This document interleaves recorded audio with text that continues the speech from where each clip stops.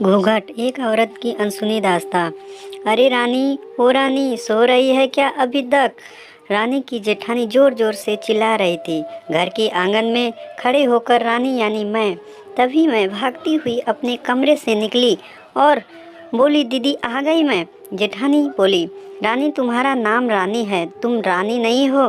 मैंने तुम्हें रात में ही समझाया था कि सुबह को जल्दी उठ जाना, तुम्हारी मुंह दिखाई की रस्म है। मैंने बोला, दीदी रात को नींद ही नहीं आई, नई जगह है ना, और मन में थोड़ा डर था कि सुबह आंख नहीं खुली तो। रजनी दीदी हंसती हुई बोली, रानी मेरी प्यारी देवरानी, जल्दी से घूंघट कर लो, अगर माँ जी आ गई तो हंगामा हो जाएगा। मैंने घूंघट किया ही था तभी माँ जी वहाँ आ गई और कड़कड़ाती आवाज़ में बोली, चलो अब क्या यहीं गपशप मारती रहोगी तुम दोनों? हमने चलना शुरू ही किया था तभी माँ जी ने रजनी दीदी के कंधे पर हाथ रखा और बोला, पता है ना कहाँ से जाना है और कैसे जाना है? माँ जी ने बोला कि जब कोई बड़ा तुम्हारे सामने खड़ा हो तो हमेशा घूंघट में रहना और कम से कम अपने बड़ों के सामने आना, और बिना घूंघट के तो कभी नहीं। रजनी दीदी कुछ बोली ही नहीं, बस अपना सर हिलाकर हाँ में बोल दिया। मैंने भी बस अपना सर हाँ में हिलाया। माँ जी के जाने के बाद मैंने पूछा, रजनी दीदी आप तो स्कॉलर हो और इन सब चीज़ों को कैसे निभाती हो? रजनी दीदी मुस्कुराई और बोली कि मैं थारे जेठ जी से बहुत प्यार करती हूँ, इसलिए अभी तक चुपचाप सब चीज़ें निभा रही हूँ। मैं कुछ नहीं बोली और चुपचाप रजनी दीदी के साथ घर के बाहर वाले कमरे में जाकर बैठ गई। वहाँ पर एक पड़ोसी की आंटी जी बैठी थी। वो बोली कि यह कैसे बहू आई है? ससुर जी सामने खड़े हैं और ये यहाँ बैठी है, मुझे कुछ समझ में नहीं आया। मतलब? रजनी दीदी बोली कि आंटी जी अभी नई बहू है, यहाँ के रीति रिवाज सीखने में थोड़ा समय लगेगा। रजनी दीदी मुझे वहाँ से उठाकर मेरे कमरे में छोड़ेंगी। 6 महीने यूँ ही छोटी छोटी में बीत गया।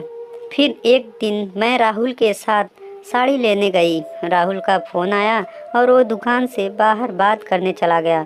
साड़ी की दुकान पर मैं बेधड़क हो गई। साड़ियाँ देख रही थी तभी साथ में बैठे हुए अंकल जी खांसे। एक बार, फिर 2 बार, फिर 3 बार। मैंने साड़ी वाले भैया से बोला कि भैया इन अंकल को ज़रा पानी दे दो, बहुत खांसी हो रही है इन्हें।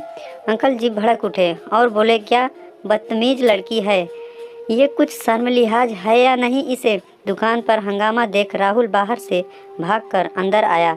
अंदर आते ही अंकल जी के पैर छू कर बोले, मामा जी आप यहाँ? मैं घबरा के दुकान से बाहर निकाल आई, एक लंबा घूंघट कर के गाड़ी में बैठ गई। राहुल बाहर से आया और गाड़ी में बैठकर गाड़ी बहुत तेज चलाने लगा। मैंने धीमी आवाज़ में बोला, गाड़ी बहुत तेज चला रहे हो, कहीं एक्सीडेंट ना हो जाए। हम घर पहुँचे ही थे तभी माँ जी ज़ोर ज़ोर से चिल्लाते हुए बाहर आई, देखो आ गई ये रानी साहिबा, ख़ानदान की इज्जत मिट्टी में मिलाकर।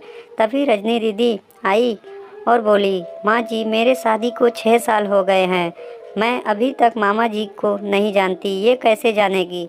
माँ जी ज़ोर से चिल्लाई, देखो कैसे चपड़ चपड़ जवान चल रही है इस रजनी की भी। राहुल सब की बात काटते हुए बोले, माँ ये तो दोनों सही बोल रही हैं, अगर ये हमेशा घूंघट करके रहती हैं तो ये मामा जी को कैसे पहचानेंगी? और माँ आज मामा जी के फ़ोन पर तुमने पूरे घर की शांति को भंग कर दिया। ये वो ही समाज है जिसने सीता मैया पर भी उंगली उठाई थी। पिताजी और जेठ जी ने भी अपना पक्ष राहुल के साथ ही रखा।